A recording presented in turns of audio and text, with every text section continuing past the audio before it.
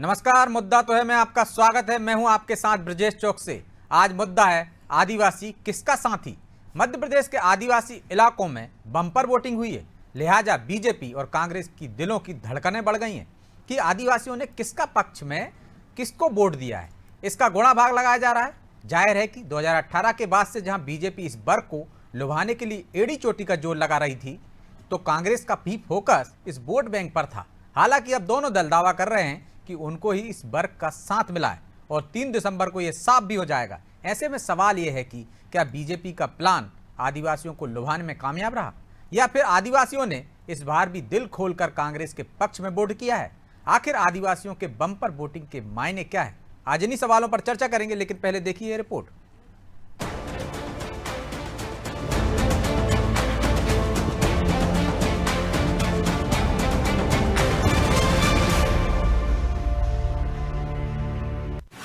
आदिवासी क्षेत्रों में खूब हुआ मतदान, क्या आदिवासी फिर करेंगे हैरान।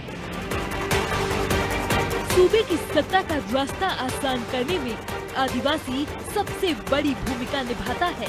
इस बार भी आदिवासी अहम रोल में था, लिहाजा आदिवासियों ने भी चुनावी समर में अपना पूरा योगदान दिया। इस वर्ग ने बम्पर वोटिंग की। आदिवासी क्षेत्रों में 85 से 90% तक वोटिंग हुई है, लिहाजा अब सवाल ये उठ रहा है कि इस बार आदिवासी किसकी तरफ गया, या यूं कहे कि आदिवासियों ने अब की बार किस पर भरोसा जताया है। बीजेपी तो दावा कर रही है कि उसने ही आदिवासियों का सम्मान देश भर में बढ़ाया है। उनके जननायकों के नामों पर स्थलों के नाम रखे गए हैं, इसलिए बीजेपी को भरोसा है कि आदिवासी वर्ग ने उनके ही पक्ष में बटन दबाया है। भारतीय जनता पार्टी ने आदिवासी समाज की संस्कृति और विरासत को सम्मान देने का काम किया है। साथ ही साथ उनके बेहतर भविष्य के निर्माण के लिए पेशा कानून लागू करके उनको जल, जंगल और जमीन का अधिकार दिया। और उसके साथ ही साथ आदिवासी अंचलों में लगातार भारतीय जनता पार्टी की सरकार की विकासोन्मुखी योजनाएं पहुंचती रही हैं। स्वाभाविक तौर पर इसके परिणाम स्वरूप आदिवासी वर्ग के लोगों में इन चुनावों में भारी उत्साह था और उन्होंने कांग्रेस के पापी कुशासन को सबक सिखाने के उद्देश्य इस बार बढ़ चढ़ करके भारतीय जनता पार्टी के पक्ष में मतदान करने का काम किया है। 2018 की बाद से ही बीजेपी का फोकस आदिवासियों पर था, क्योंकि पिछले चुनाव में ये वोट बैंक कांग्रेस की तरफ स्प्लिट हो गया है और बीजेपी को सत्ता गंवानी पड़ी थी। हालांकि कांग्रेस फिर से उम्मीद यही कर रही है कि आदिवासियों ने उसको चुना है ताकि जो काम 2018 में अधूरा रह गया था इस बार वो पूरा हो सके। आदिवासी भाइयों बहनों की बात करें तो भारतीय जनता पार्टी की 19 वर्ष की सरकार में उनके अधिकारों को छीनने का काम किया है, उन पर अत्याचार करने का काम किया है, उनके चेहरों पर पेशाब करने का काम किया है, उनकी बालिकाओं के साथ रेप के साथ उनकी हत्याएं की गई हैं। निश्चित रूप से कांग्रेस ने उनकी लड़ाई को लड़ा है और उनको ये पता है कि हमें इस बार परिवर्तन चाहिए और माननीय कमलनाथ जी को मुख्यमंत्री चाहिए। तो आदिवासी क्षेत्र की जितनी भी विधानसभा सीटें हैं उन पर जो बढ़ा हुआ मतदान ये बात तय करता है कि निश्चित रूप से माननीय कमलनाथ जी मुख्यमंत्री बनने वाले हैं और कांग्रेस की सरकार बनेगी। आदिवासियों के बीच अपनी पकड़ को मजबूत करने के लिए दोनों ही दलों ने पूरी ताकत लगा दी थी। बीजेपी और कांग्रेस के दिग्गजों ने आदिवासी इलाकों में जमकर हुंकार भरी थी, जिसका असर ये हुआ है कि सैलाना, अमरवाड़ा, बरघाट, थांदला समेत कई आदिवासी क्षेत्रों पर बम्पर वोटिंग हुई। जाहिर है कुल 230 सीटों में से 84 सीटों पर आदिवासी वोटर्स निर्णायक है। इस वर्ग के लिए 47 सीटें आरक्षित भी है। हालांकि अब इन सीटों पर आदिवासियों ने किसे चुना है, इसके लिए 3 दिसंबर तक का इंतजार करना होगा। ब्यूरो रिपोर्ट, अनादि टीवी।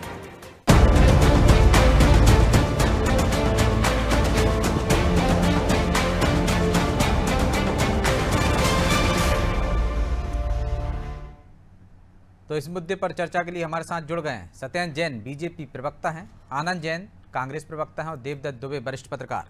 तीनों मेहमानों का बहुत बहुत स्वागत है। दुबे जी, शुरुआत आपसे ही करते हैं। क्या आप मुझे सुन पा रहे हैं? हेलो जी दुबे जी। हाँ जी सर, बोले। आदिवासी इलाकों में जो सीटें हैं, आरक्षित सीटें, वहाँ बम्पर वोटिंग हुई है। पूरे मध्य प्रदेश में 77% से ऊपर हुई है, लेकिन वहाँ पर हम देख रहे हैं कि 85 से लेकर 90% तक मतदान हुआ है। इस बम्पर वोटिंग के क्या राज हैं और क्या देख रहे हैं आप इससे? देखिए, आप और हम लगातार इस मुद्दे पे चर्चा कर रहे हैं कि प्रदेश में जिधर आदिवासी उधर की सरकार, और दोनों ही दल पिछले 3 सालों से इस वर्ग को अपनी ओर करने के प्रयास कर रहे हैं। तो मतदान के दिन भी यही हुआ कि दोनों दलों ने अपने अपने वोट डलवाए, दोनों दलों ने उसमें पूरा जोर लगाया और जो भी उनकी व्यवस्थाएं सब की, तो उसके कारण भारी तादाद में मतदान किया आदिवासी वर्ग ने, क्योंकि दोनों दलों का फोकस था इस वर्ग के अधिकतम वोट डलवाएं, अपने पक्ष में डलवाएं। तो जो भी प्रत्याशी थे भाजपा के उनने डलवाया, कांग्रेस के उनने डलवाया। आदिवासी वर्ग पर शुरू से ही नजरें थी, दोनों दलों का राष्ट्रीय नेतृत्व भी मान रहा था, प्रादेशिक भी। ये 22% आदिवासी हैं और 47 सीटों पर तो आरक्षित हैं। तो यहाँ जिधर ये जाएंगे उधर की सरकार, ये 2003, 8, 13 और 18 में ये तय भी हो चुका कि जहाँ अधिक सीटें आदिवासी की आई उसकी सरकार बनी। तो पूरा जोर लगा, इसी चक्कर में भारी मतदान हो गया इस सीटों पर।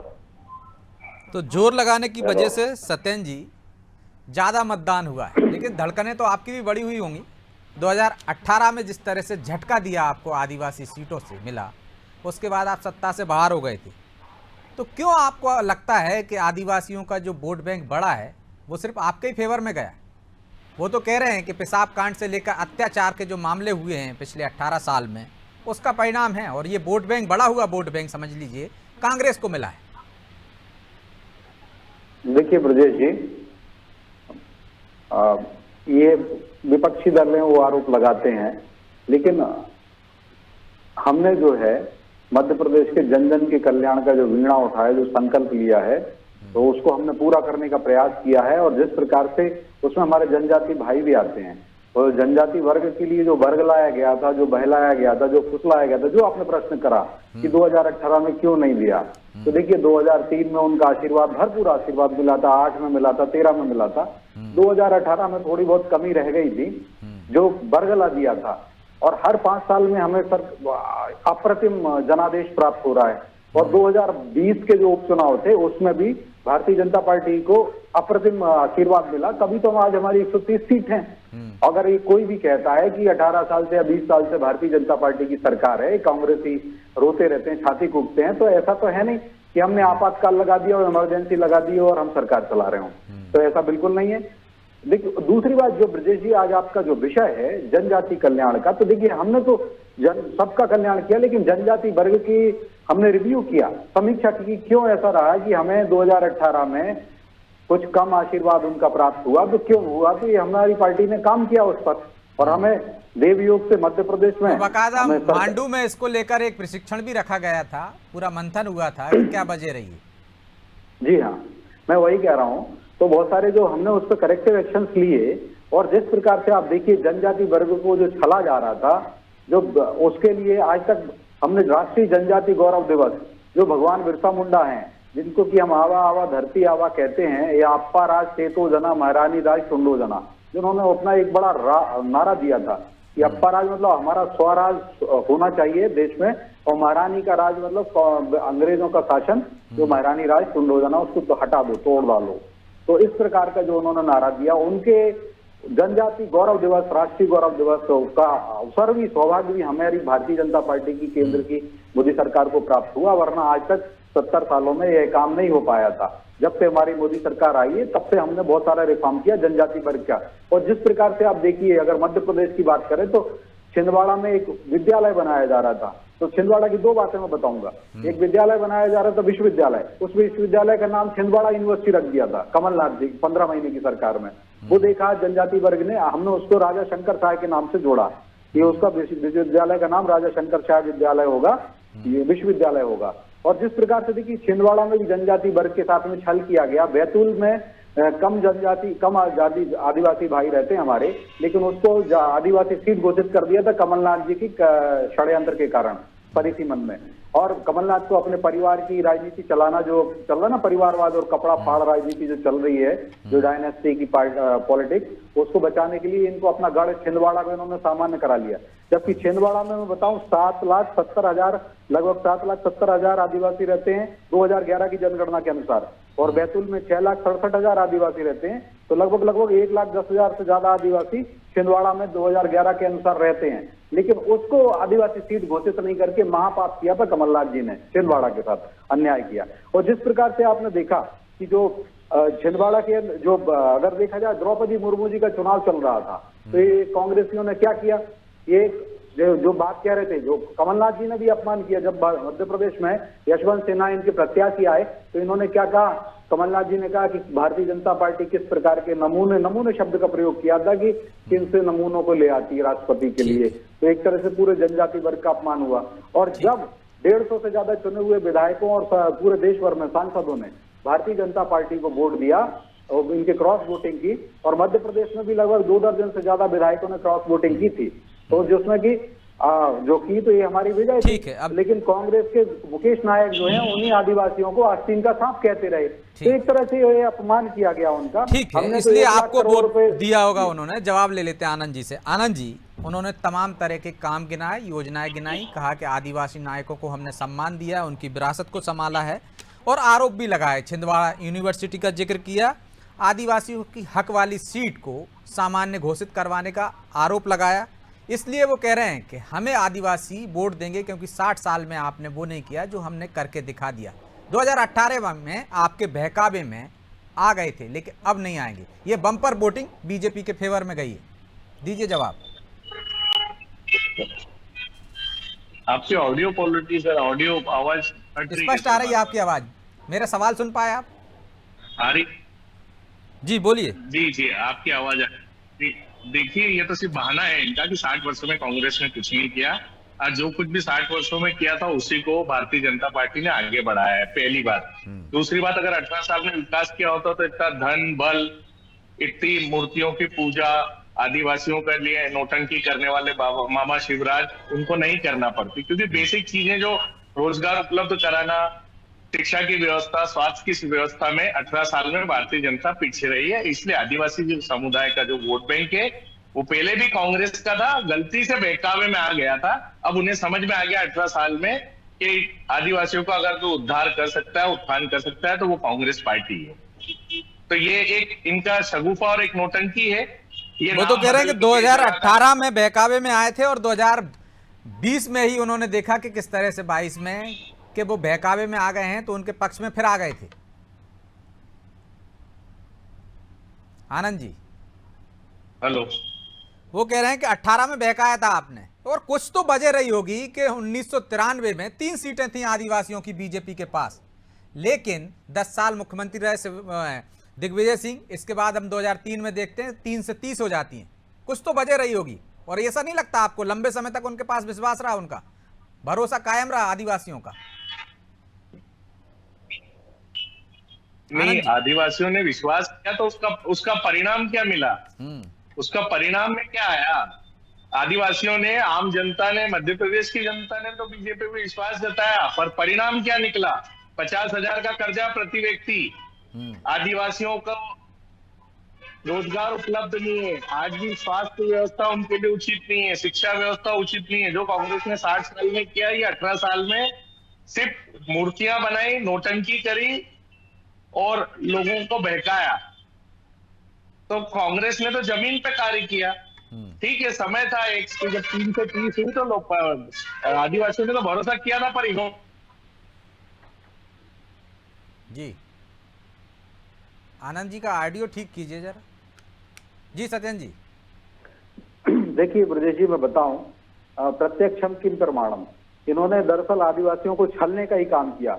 अब इन्होंने जो बात कही, जैसे अपन अगर मध्य प्रदेश में दिग्विजय सिंह की सरकार को ले लेते हैं, वंटाधार वन जिनको हम कहते हैं, तो 1993 से 2003 तक 10 सालों में ये जो बजट देते थे आदिवासी बंधुओं का और अनुसूचित जाति भाइयों का, ये मात्र 1000 करोड़ रुपए खर्च कर पाते थे, प्रावधान करते थे, और खर्च तो उससे कम ही कर पाते थे। और हम जो है हर साल 65,000 करोड़ रुपए जनजाति वर्ग के कल्याण के लिए हम देते हैं हर वर्ष।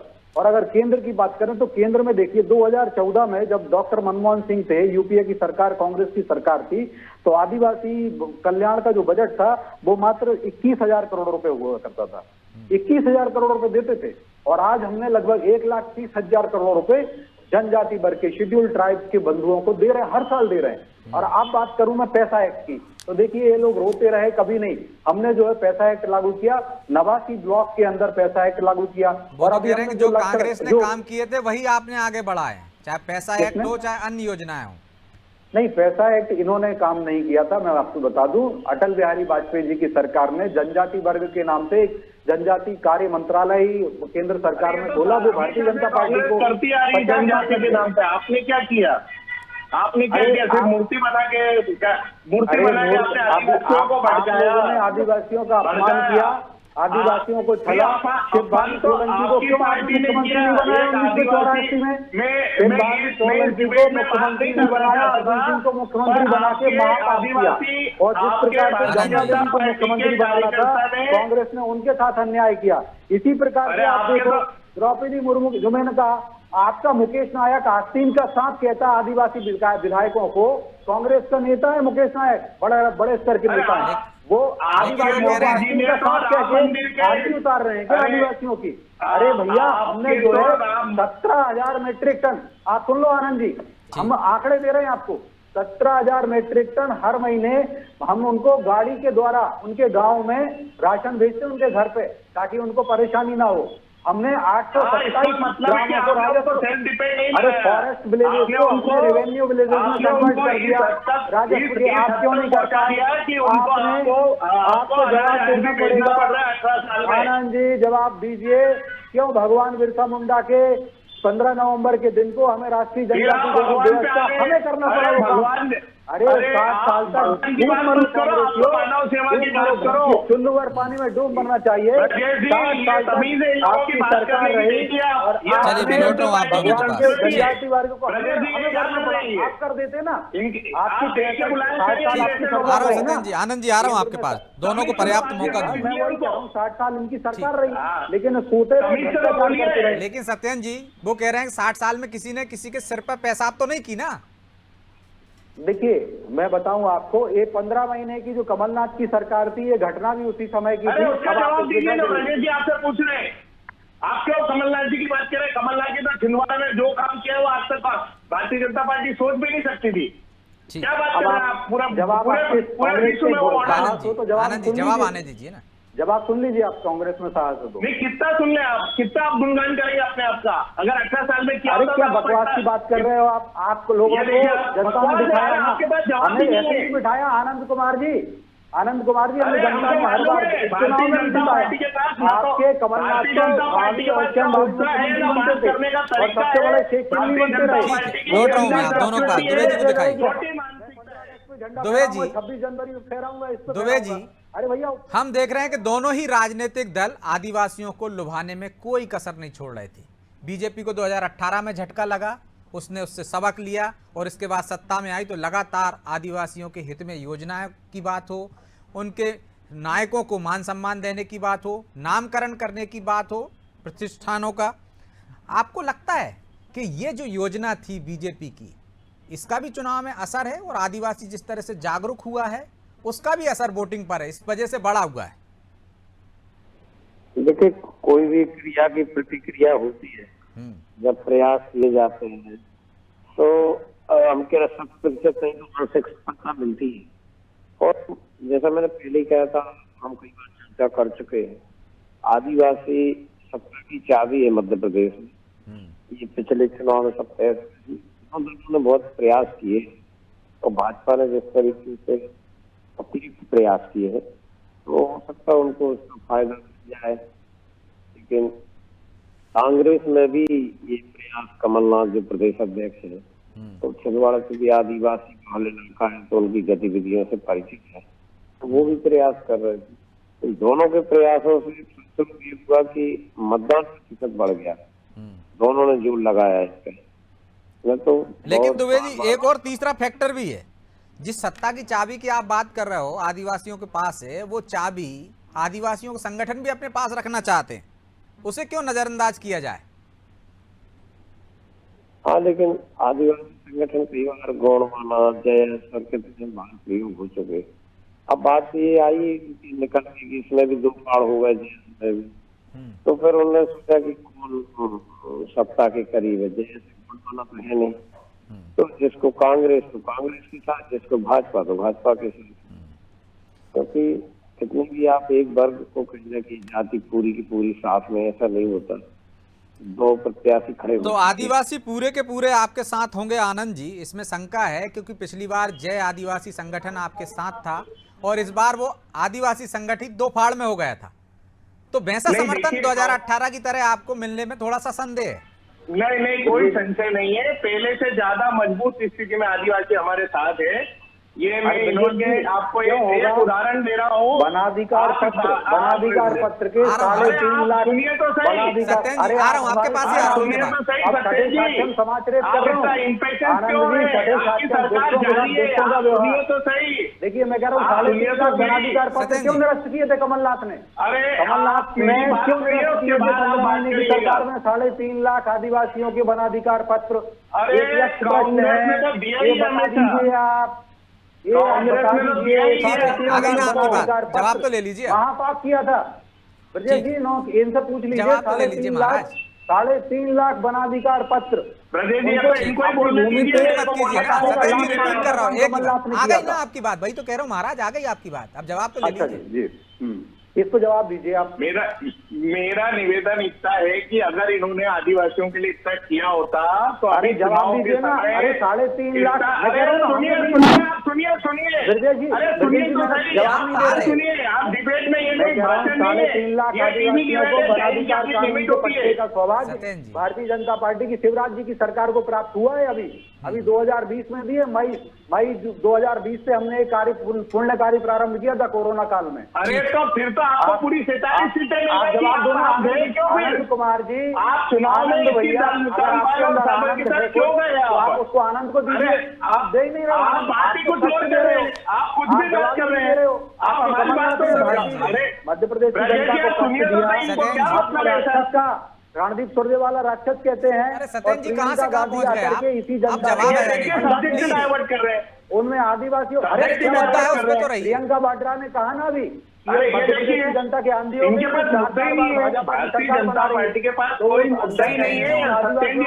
कर दिया आपकी प्रियंका आप ही सवाल उठा रहे हो, जवाब भी आप ही दे। जवाब तो ले लो। वो कह रहे हैं अधिकार छीना है कमलनाथ जी की 15 माह की सरकार ने। जवाब देखिए, कोई अधिकार नहीं छीना है। कांग्रेस ने 60 साल में हमेशा आदिवासियों का भला किया है। आदिवासी बोल रहे बीच में, सर झूठ बोल रहे हैं, झूठे हैं, वहाँ झूठे हैं आनंद जी, वहाँ झूठे हैं। अरे आपकी भारतीय जनता पार्टी झूठों की पार्टी है, सबसे बड़ी झूठी पार्टी है भारतीय जनता पार्टी। सरकार ने 3.5 लाख। इनको सुनने की कैपेसिटी नहीं है क्योंकि इनकी सरकार जारी है। अरे आप झूठे कपड़े फाड़ रहे हैं, मैं कह रहा हूँ ये कपड़े फाड़ रहे हैं क्योंकि इनकी सरकार प्रदेश से जारी है। सरकार बना रहे हैं, ये इस तरह से कपड़े फाड़ रहे हैं। कभी राम मंदिर की, कभी माफी चाहता हूँ, समय की एक बाध्यता है इसलिए चर्चा को यहीं विराम देना होगा। आप तीनों मेहमानों का बहुत बहुत धन्यवाद। तो आदिवासियों को साधने के लिए दोनों ही राजनीतिक दल, चाहे बीजेपी हो या कांग्रेस, पिछले 3 साल से जोर शोर से लगी हुई थी। किसकी रणनीति कामयाब हुई और किसके साथ आदिवासी गया, ये तो 3 दिसंबर को पता चलेगा। लेकिन इतना तय है कि सत्ता की चाबी तो आदिवासियों के पास ही है।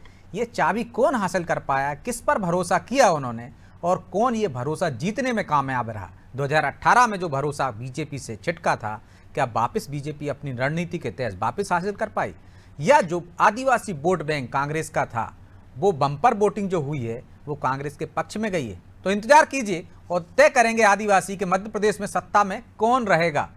3 दिसंबर को ये तय हो जाएगा परिणाम आते ही। बहरहाल मुद्दा तो है, मैं इतना ही, मुझे दीजिए इजाजत और आप देखते रहिए अनादि टीवी। नमस्कार।